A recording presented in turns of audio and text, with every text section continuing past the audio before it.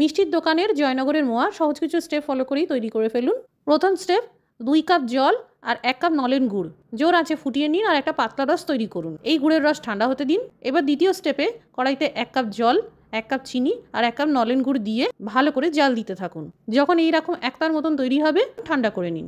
এখানে প্রায় 100 গ্রাম মতন খই নিয়ে নিন।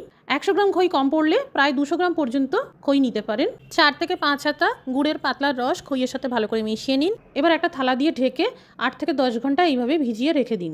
খেয়াল রাখবেন এখানে প্রত্যেকটা খই যেন গুড়ের সম্পূর্ণ মিশ্রণকে শুষে নিয়ে নরম হয়ে যায়। এবার 300 গ্রাম খোয়া ক্ষীর গুঁড়ো করে নিন আর আলতো হাতে এইভাবে মেশাতে থাকুন। চেপে চেপে বা চটকে চটকে মাখতে যাবেন না, নাহলে হালুয়া হয়ে যাবে। কুচানো চেরি ফল, ভাঙা কাঠবাদাম বা আমন্ড বাদাম, ভাঙা কাজু বাদাম আলতো হাতে ভালো করে মিশিয়ে নিন। পছন্দ মতো সাইজ করে মোয়ার আকারে গড়ে নিন। মোয়াগুলোর উপরে এইভাবে খোয়া ক্ষীরের গুঁড়ো ছড়িয়ে দিন। কুচানো চেরি আর কিশমিশ দিয়ে এইভাবে সাজিয়ে 3-4 ঘন্টা পাখার হাতে রেখে দিন। মোয়াগুলো সেট হয়ে যাবে। তৈরি হয়ে গেল জয়নগরের মোয়া।